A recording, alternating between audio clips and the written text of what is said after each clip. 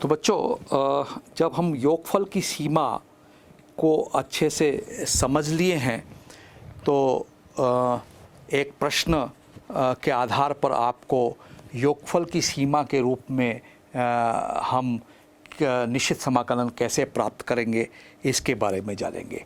तो इसके लिए एक प्रश्न आप नोट कर लें। प्रश्न है कि योग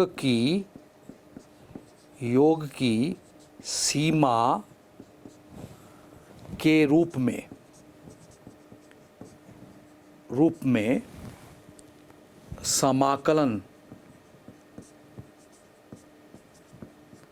समाकलन की परिभाषा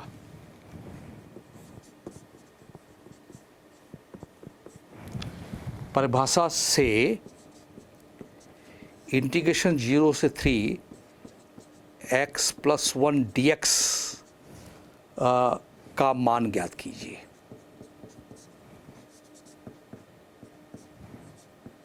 ऐसा प्रश्न योगफल की सीमा में आपको पूछा जा सकता है। तो बच्चों यहाँ पर मैं इसके हल पर ध्यान दूंगा। तो आप देखेंगे कि यहाँ इंटीग्रेशन I = हमको दिख रहा है इंटीग्रेशन 0 to 3 x+1 dx, इसका मान हमें निकालना है। ये समीकरण नंबर 1 है। और जहाँ तक योग की सीमा की जो परिभाषा है के रूप में समाकलन की परिभाषा जो है,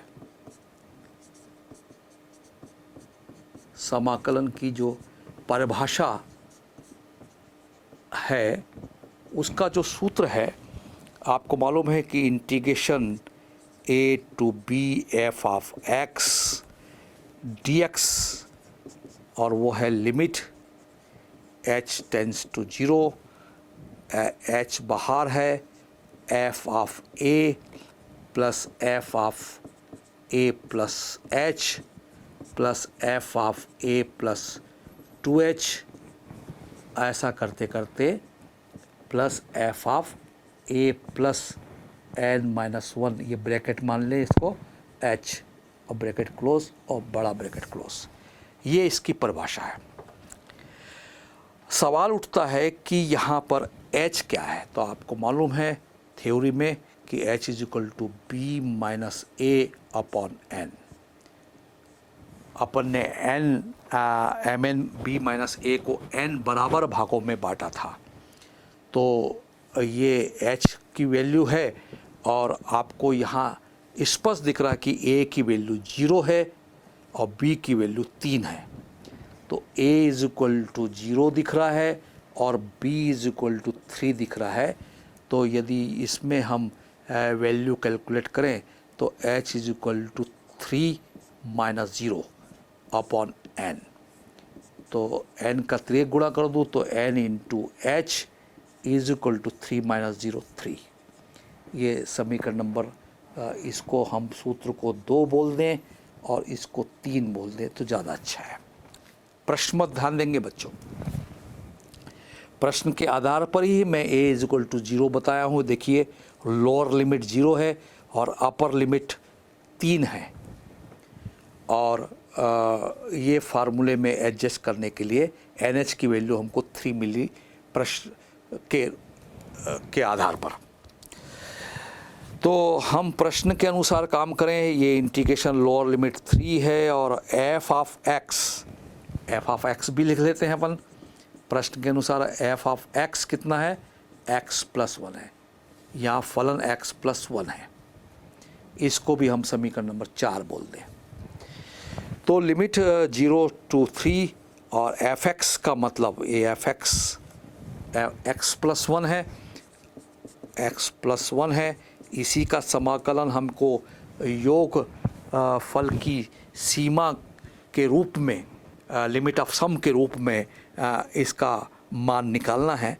तो लिमिट h टेंड्स टू 0 तो एज इट इज़ दिख रहा है, h तो वैसे ही है और एफ ऑफ जीरो ए माने zero, F of zero plus F of A की value zero, zero plus H plus F of A plus F of zero plus 2h plus and so on plus F of zero plus n minus one, ये bracket मानते हैं इसको, h bracket close, बड़ा bracket close. यानी कुल मिला के हमें limit h tending to zero मिल रहा है, h मिल रहा है इनटू एफ ऑफ जीरो दिख रहा है, यहाँ एफ ऑफ h दिख रहा है, जीरो प्लस h h होगा, एफ ऑफ 2h दिख रहा है, जीरो प्लस 2h होगा।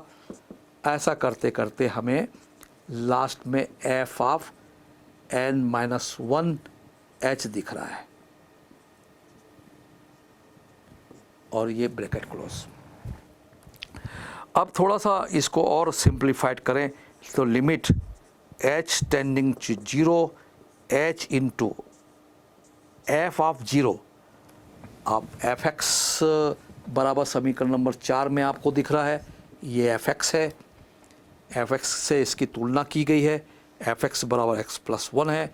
हर जगह आप देख रहे हैं, समीकरण नंबर 4 में भी मैंने कहा है कि F of x x plus one है, तो एफ ऑफ जीरो क्या होगा, जीरो प्लस वन, एक्स के जगह हम जीरो रख देंगे। एफ ऑफ एच, तो x के जगह हम h रखेंगे, तो h plus one. F of 2h, तो x के जगह हम 2h रखेंगे और प्लस वन। ऐसा करते करते F of n minus one H, तो x के जगह हम n माइनस वन एच करेंगे और प्लस वन, और इसको ब्रैकेट क्लोज। तो limit h tending to zero दिख रहा है हमको, h दिख रहा है, और यहाँ वन एक बार, दो बार, तीन बार, और ऐसा करते करते n बार तक एक को जोड़ा गया है। यानी one plus one plus one तीन बार हो गया। ऐसा करते करते n टाइम्स वन को जोड़ा गया है, वन को n टाइम्स जोड़ा गया है। ये पहला काम है।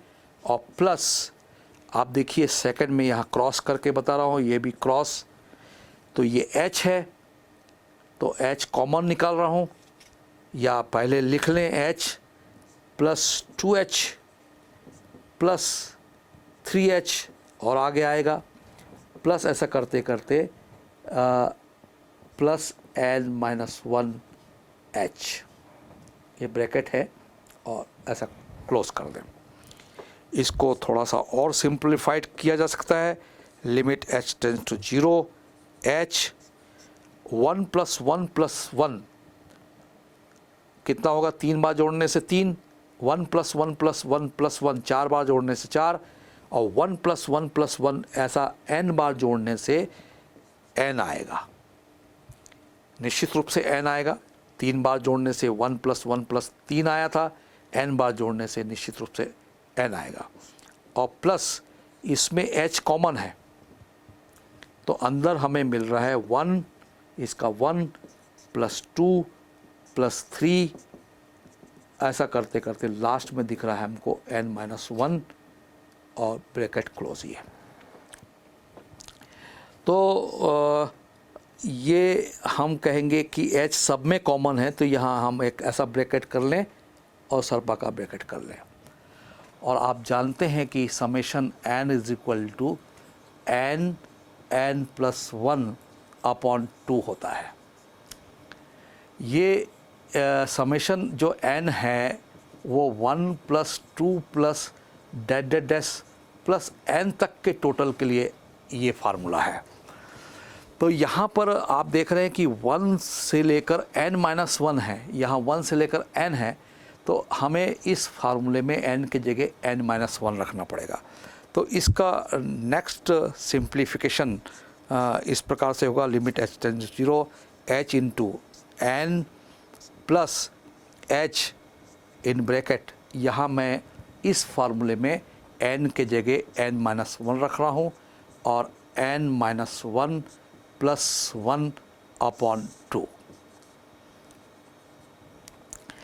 तो एक और स्टेप से इसको हम सिंप्लीफाइड करके देखते हैं। लिमिट h टेंडिंग टू 0, तो h इंटू ये n, h और n में ध्यान रखेंगे बच्चों, ये n है और प्लस h, ये क्या आया इन ब्रैकेट n-1 और ये 1 कैंसिल आउट, n अपॉन 2 ये रिज़ल्ट आया है। तो बच्चों इंटीग्रेशन 0 टू 3x प्लस 1 की वैल्यू योग सीमा के रूप में हम निकाल रहे हैं x के रिस्पेक्ट में। तो लास्ट स्टेप आप देख रहे हैं कि लिमिट h टेंडिंग टू 0 है और h इंटू n प्लस यहाँ पर हम यदि मैं h का मल्टीप्लाई कर दूं तो आपको दिख रहा है कि h बाहर भी है, तो इधर फ़िलहाल तो हम इसको h into n-1 n upon 2 के रूप में देख रहे हैं। एज इट इज़ मैंने इसको नोट कर लिया और ये ब्रैकेट क्लोज। अब हम इसको थोड़ा सा सिंप्लीफाइड करके देखते हैं। लिमिट h पर ध्यान रखेंगे, h टेंडिंग टू 0, इस h का मल्टीप्लाई कर दें तो अंदर आ रहा है NH प्लस ये h और ये h, 2h है, तो इस NH के साथ हम NH लिख दें और ये जो बाहर वाला h है इसके साथ मल्टीप्लाई कर दें तो NH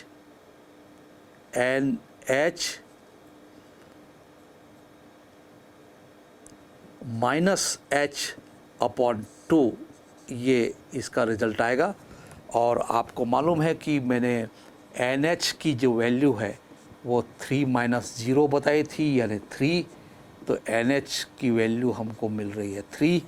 तो वैल्यू हम जब इसकी पुट करेंगे तो लिमिट h टेंडिंग टू 0, तो NH के जगह हम 3 रखेंगे, इस NH के जगह हम 3 रखेंगे, ये वाले NH के जगह भी 3 रखेंगे और ये h अकेला बच जाएगा अपॉन 2। यानी कुल मिला के हमें ये रिज़ल्ट मिल रहा है कि कुल मिला के हमें ये रिज़ल्ट मिल रहा है कि लिमिट h टेंडिंग टू 0 और 3 plus 3 minus h 3 minus h upon 2 ये रिज़ल्ट है।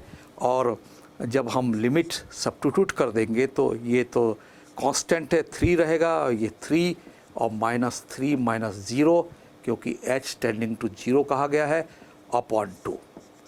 यानी कुल मिला के हमें 3 प्लस 3 3 9 अपॉन 2। और इसको थोड़ा सिंप्लीफाइड करें तो इंटीग्रेशन 0 से 3 x प्लस 1 dx की जो वैल्यू मिल रही है 3 दूनी 6 धन 9 बटे 2 यानी 15/2 इसका आंसर मिल रहा है। तो बच्चों आपने देखा कि योग सीमा में काफ़ी लंबा कैलकुलेशन के बाद हमें इंटीग्रेशन 0 से 3 x प्लस 1 dx की वैल्यू जो मिल रही है वो 15/2 मिल रही है। यदि फंडामेंटल रूल से हम इंटीग्रेशन से इसकी जांच करके देखते हैं तो फंडामेंटल रूल आपको मालूम है कि डेफिनेट इंटीग्रेशन हमने 2 रूप में किया था। और फंडामेंटल रूल में पहला फंडामेंटल रूल है और दूसरा इंटीग्रेशन लिमिट सम के फॉर्म में हमने 2 प्रकार से निश्चित समाकलन किया था। तो इसकी जांच यदि हम करके देखें तो सामान्य रूप से 0 से 3 x प्लस 1 dx का हम समाकलन करना चाहते हैं। तो x का जो समाकलन है x² 2 इंटीग्रेशन x² 2 और 1 का इंटीग्रेशन x, और लोअर लिमिट 0 है, अपर लिमिट 3 है। हम लोअर लिमिट अपर लिमिट हम इसमें रखेंगे यानी 3² 2 प्लस x के जगह 3 रखेंगे upper limit, minus lower limit यहाँ 0x के जगह और माइनस लोअर लिमिट x के जगह 0 रखेंगे। तो यहाँ 3 का स्क्वायर 9/2 प्लस 3, तो हमें 9 प्लस 3 दूनी 6/2 यानी 15/2 वही रिज़ल्ट मिलता है जो इतने लंबे कैलकुलेशन से हमें मिला। तो इसका मतलब ये हुआ कि लिमिट ऑफ सम जो है योग सीमा के रूप में निश्चित समाकलन का जो परिभाषा की गई है वो हालांकि लंबी है, लेकिन वो उस प्रक्रिया को बताता है कि डेफिनेट इंटीग्रेशन का मीनिंग क्या है, उसका व्यवहारिक एप्लीकेशन, फंडामेंटल कंसेप्ट आपको क्लियर करता है।